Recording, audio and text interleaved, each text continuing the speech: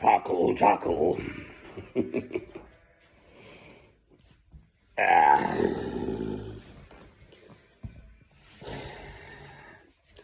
we sitting comfortably? I shall begin. Chuckle, chuckle.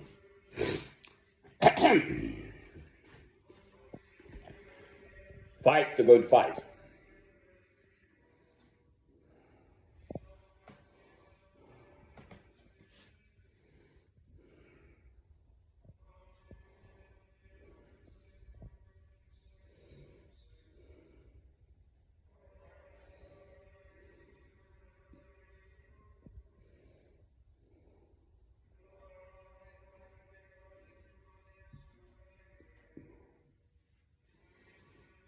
These are my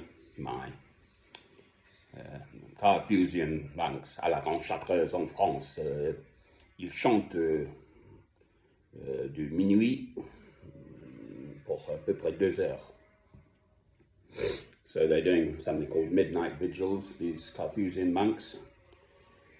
À la grande chartreuse in the middle south of France. There's a beautiful monastery there. I have looked it up. I believe there are about 30 of them, men, male, obviously, monks, not sisters. And it's an entirely enclosed order. So St. Bruno was the sort of founder, so the pivotal date is about, 1084, so the year 1084 AD. And essentially, their whole life is just dedicated to this prayer, contemplative prayer, quietly in their own. They have quite commodious accommodation. They finally let the cameras in, so you can find a film about them if you're interested, on France 2 or something, the French television channel.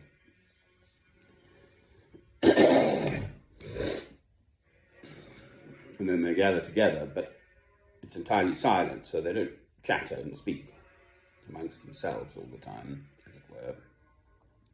They come for this midnight vigils. My YouTube is about 53 minutes, I think, just over 53 minutes, but apparently every night they'll pray midnight vigils for some 2 hours. So it's sung in Latin, Gregorian chant, and then they read a few passages from the Bible in French, which I'm rather fond of the French, as you may have gathered.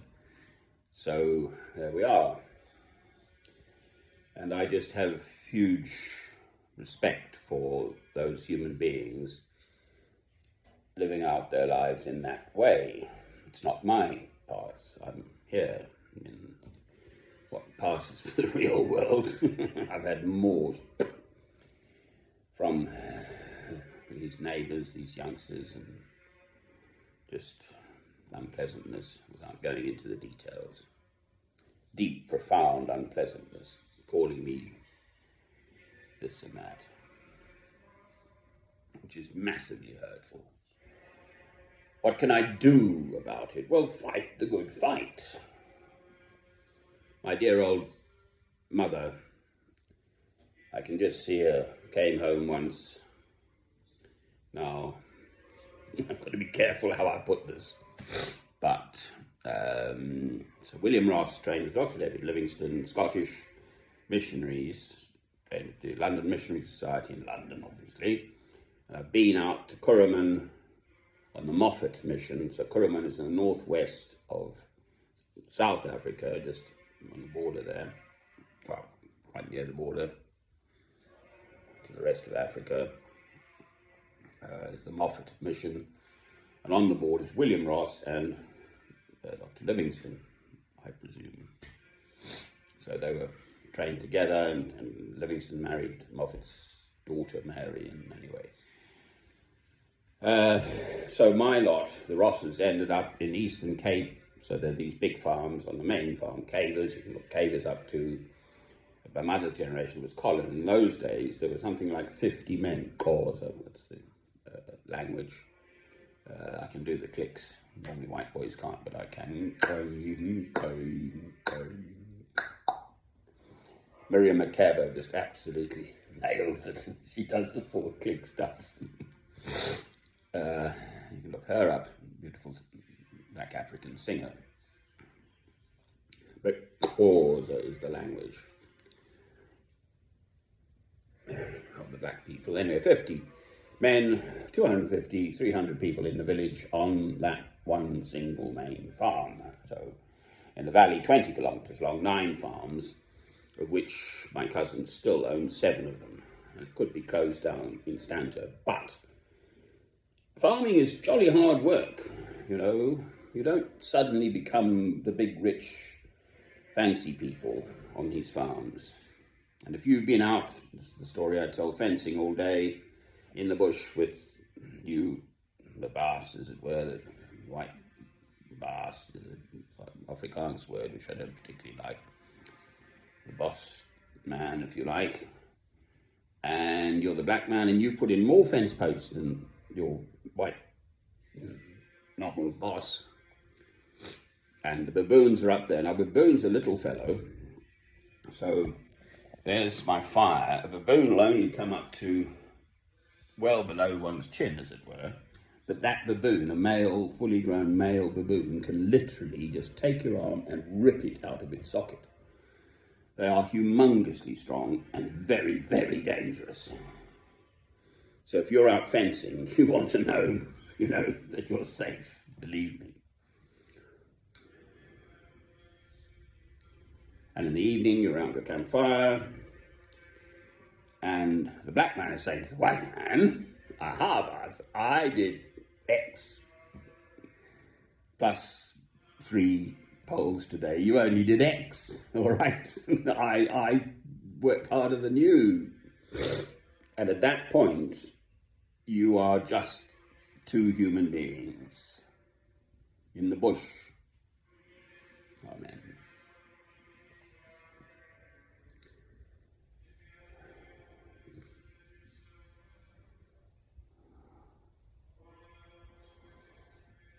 It seems there's so many fights in this world. One has to fight.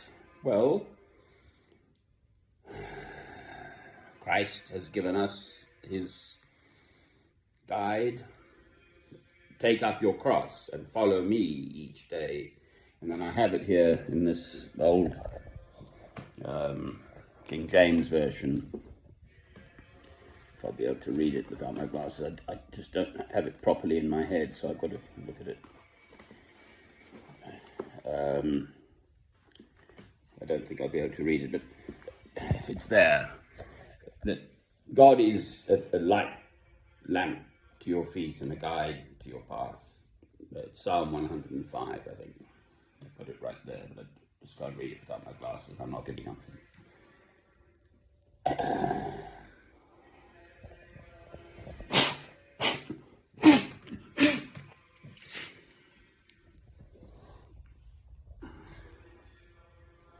What did the Pilgrim Fathers do? They left from Plymouth, 1620. They were being persecuted for their faith, this new Protestant faith in England. I don't know the story properly, fully, but anyway, they went off and found Pennsylvania, William Penn, and there's another particularly notable individual. And they faced huge struggles. And without this wonderful, rock-solid faith, none of this would have happened.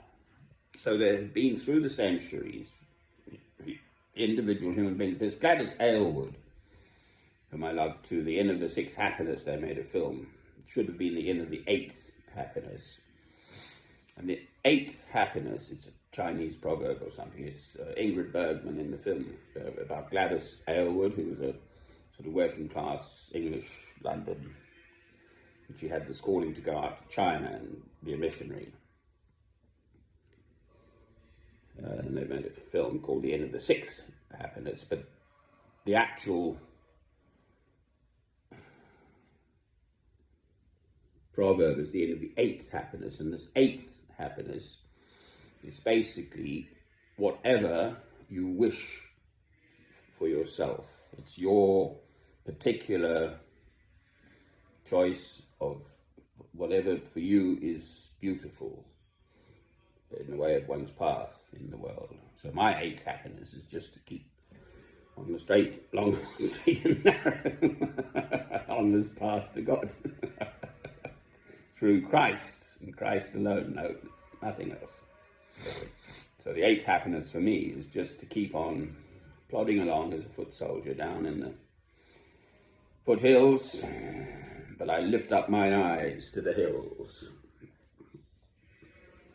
from whence cometh my salvation.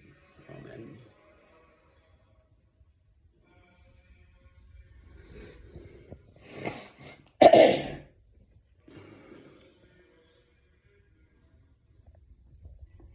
Sorry, I just get snuffles. It's my sinuses. Just the way it is. I don't have COVID. A friend has actually emailed me from Ireland. I used to be living out.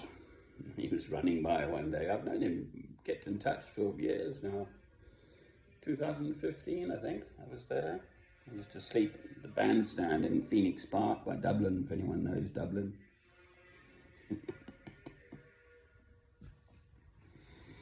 So fight the good fight. Well, nil illegitimi carborundum comes to mind. Don't let the bastards grind you down. Sorry, excuse the French. That's a translation. If I say it in Latin, you see, it's not so rude.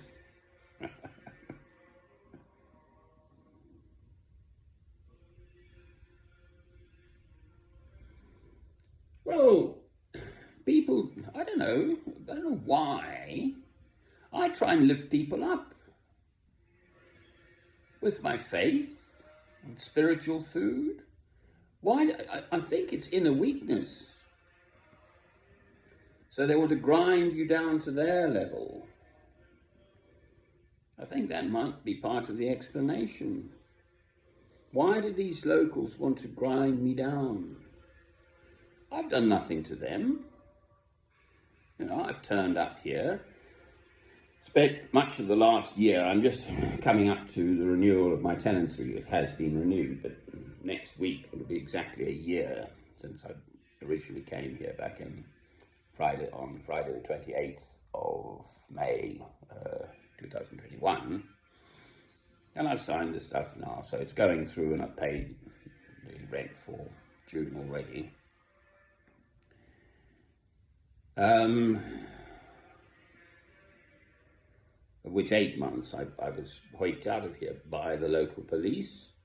So I was a stranger in town. I think I was arrested some 5 times. The first 31 nights in Northumbria, I spent 21 of them in police custody.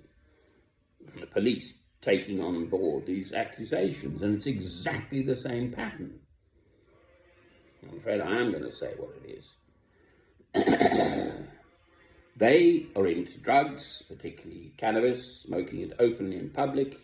On the square, the fellow offered me some, and I exploded, made a big fuss. I won't do that again. Then they come back at me and call me a paedophile. Now, with my background, my former wife was sexually abused by her own father, Mr. Eric Bruin, who used to train the SAS to kill people. I know the after results of false sexual relations between adults and children, because I've had to live it for the last 32 years. I know about this. My mother was a maternity sister. The courts listened to my former wife pack of lies.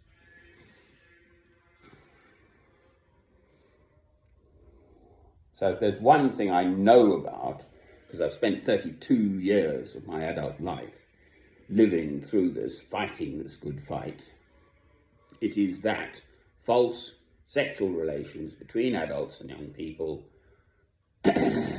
ruin those human beings' lives later on. They can't get out of it. My former wife went into, it's called In Denial, and there's like this dark place you can't talk about. So at least if you talk about it somehow you can kind of let it out. But she never would. I just heard snippets and then that was it.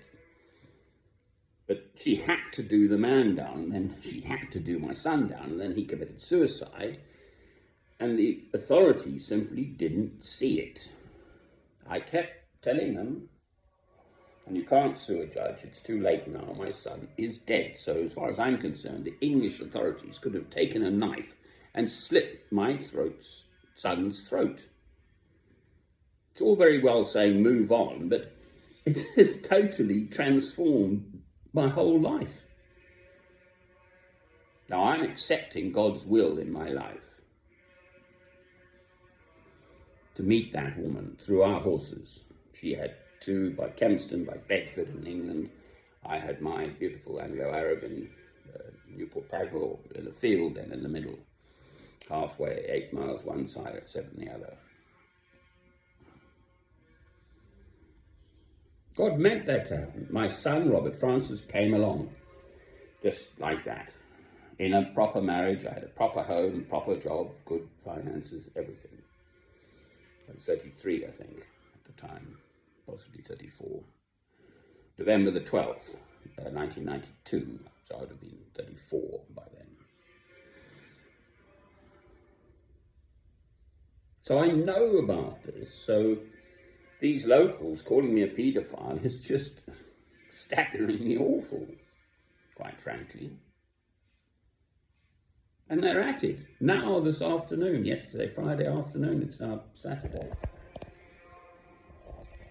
They're out there publicly smoking cannabis in front of me. I can smell it, I can see them. And their response is to try and kind of flip me out. Well, hence fight the good fight. I'm staying. I'll deal with it. I'm beginning to get the old Bill police on board. It's their job to sort these matters out, not mine. My job is to keep telling them and identify the individuals involved. It's awful. I did not come here for this. It's happening. I'm living it now, and I massively object. It's nothing compared to what I've been through emotionally. So it will not break me.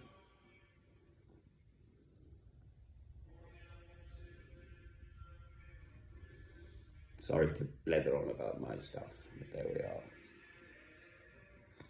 So that happens to be my particular fight at the moment.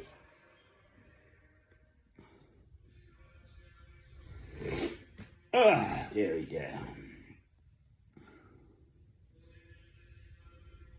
I'm going to get my glasses actually.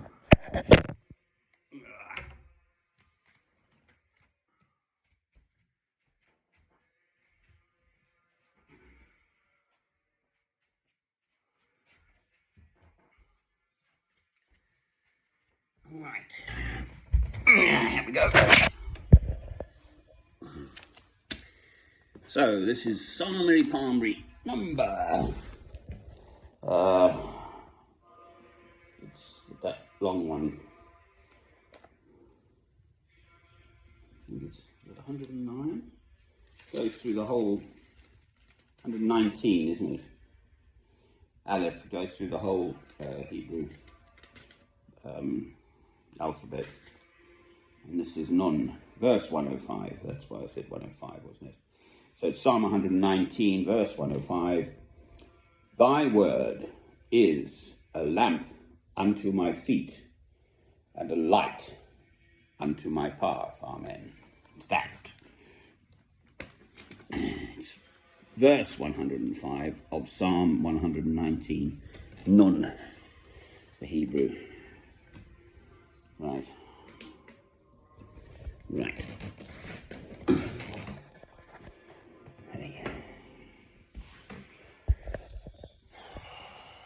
We don't hear much about Palestine at the moment. The Gaza Strip. I've always sort of had a sort of empathy towards all those youngsters especially, bottled up in the little Gaza Strip. Over 1.5 million human beings being traumatized by the Israelis now. There's Syria, absolutely still there, going on, a war there.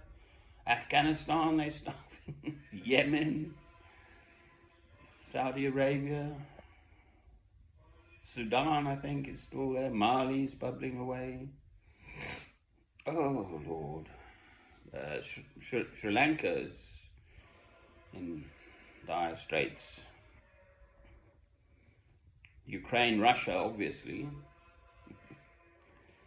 And then global food shortages. Just, off the top of my head. It's not funny.